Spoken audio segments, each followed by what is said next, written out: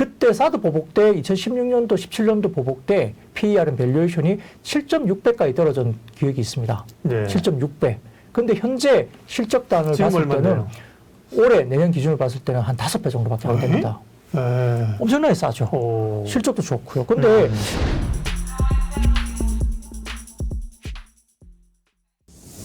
저도 이제 본사가 여의도에 있기 때문에 여의도에 뭐 더현대 백화점 가보면 진짜 바글바글합니다. 바글바글하고 수요도 굉장히 많고 또 굉장히 매장이 이제 북적인데요.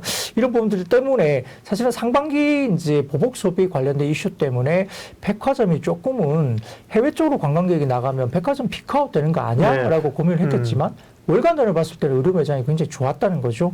그래서 의류 카테고리 내에서 산업내 비중이 전체적으로 16.5%나 되기 때문에 아직은 코로나 발생 전보다 아직은 낮은 단계이고 의류 쪽이 좀 더 성장의 룸이 있다는 것이죠. 그래서 이런 부분에 대한 부분들이 아마 전반적인 흐름에서는 여성 의류 쪽이 좋아진다. 그리고 카테고리가 여름보다는 겨울로 넘어갈수록 비싸고 프리미엄급으로 팔리는 거고요. 그렇죠. 단가도 올라가고 이익률이 높습니다. 그래서 의류 쪽이 좋아지는 것은 여름 의류, 우리가 반팔 티셔츠보다는 겨울 의류 쪽이 좀 더 가을, 겨울로 가면은 좀 더 이제 성수기로 접어든다 볼 수 있겠고요.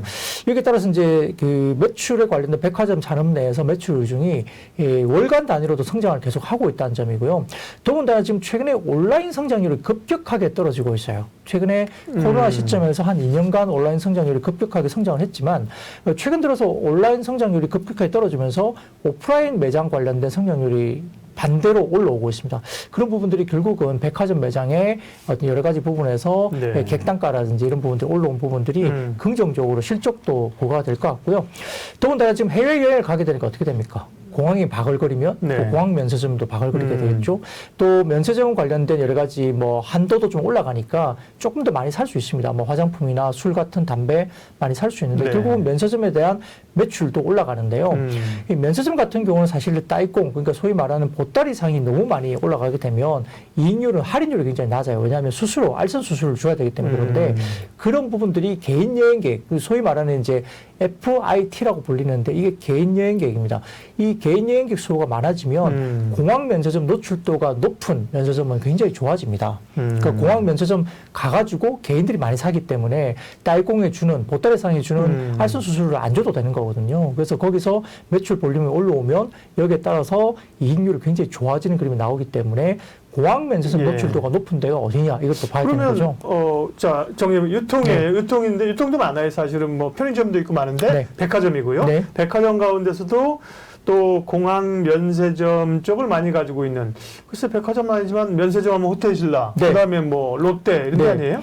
신세계가 공항 면세점의 노출도가 제일 높습니다. 그래요? 신세계가? 호텔신라 같은 경우도 공항 면세점이 있었지만 인천공항 쪽을 많이 줄였어요. 계약 포기를 하고 많이 줄인 분위기였기 때문에 수익성 부분도 그러고요. 그래서 백화점을 가지고 있고 또 의외로 뭐 롯데나 다른 백화점도 많이 팔리고 현대도 좋지만 신세계가 조금 프리미엄급 고객이 좀 많다고 분석이 됩니다. 그래서 조금 비싼 브랜드를 좀 살 수 있는 고객의 층들이 조금 높게 형성되어 있다는 부분도 강점이고 거기에다가 인천공항 면세점의 노출도가 가장 높은 회사가 신세계입니다. 그래서 이 신세계를 좀 저희가 봤으면 하는데요. 아까 말씀드렸던 기본적인 백화점에 대한 실적의 피크아웃 우려는 좀 기우다. 아직도 괜찮다는 거고 여기에 따라서 여행객과 관련된 의류가 상당히 좋다. 그리고 공항 면세점의 개인 여행객 수요가 상당히 많아지는 쪽이 이익이나 매출단이 좋아지는데 2분기 실적으로 본다면은 면세점 이익이 약 290억 정도까지 올라와서 굉장히 그 전분기 대비 의미 있는 턴어라운드가 이미 2분기부터 시작이 됐다는 점입니다. 여기에 따라서 신세계를 좀 봐야 되는데 자, 과연 과거에 우리가 사드 보복 때 그러니까 중국이 사드 보복을 했지 않습니까? 이 보복 때 신세계 관련된 부분들이 어느 정도 주가가 빠졌을까요? 밸류션상. 그때는 뭐 실적도 안 좋았고 굉장히 뭐 들어오는 인구도 없었기 때문에 실적이 굉장히 안 좋았겠죠? 사드 때. 네, 사드 때. 그때 사드 보복 때 2016년도, 17년도 보복 때 신세계의 PER은 밸류에이션이 7.6배까지 떨어진 기억이 있습니다. 7.6배. 근데 현재 실적단을 봤을 때는 올해 내년 기준으로 봤을 때는 한 5배 정도밖에 안 됩니다. 엄청나게 싸죠. 오. 실적도 좋고요. 근데 올해 지금 아마 그 신세계 백화점, 신세계 같은 경우에 지금 전체적인 실적을 봤을 때 아마 이익이 올해 같은 경우는 7천억을 넘을 겁니다. 7천억 넘을 거예요. 그러면은 코로나 때 굉장히 실적이 빠졌던 시점 때 실적단 대비해서 한 6, 7배 정도가 실적이 더 많이 나오는 쪽으로 확실한 톤으로 나오고 있고, 사드 보복 때 7.6배 정도까지 빠졌던 밸류에이션이 지금 그것보다 더 많이 떨어져 있다는 거죠. 그래서 신세계 부분들이 물론 이제 우리가 성장주로 생각하는 뭐 2차 전지나 뭐 폐배터리, 뭐 태양광 뭐 이런 부분들처럼 50%, 100% 뭐 이렇게 날아가는 주가가 아닐 수는 있겠지만 신규 진입을 하는 기본적인 입장에서는 최근의 움직임은 어느 정도 횡보 이후에 조금 더 장대 양봉을 내주고 그다음에 약간 조정을 눌림을 받고 있는 이 구간들이 절대적으로 지금 아주 오랜 기간 동안 횡보를 했습니다. 주가 부분. 그래서 네. 별로 잃어버릴 게 없는 주가 수준이다라고 생각한다면 여러 가지 부분에서는 신세계 정도가 한번 우리가 좀 편안하게 좀 적정한 수익을 낼 수 있는 종목이 아닐까 싶고요.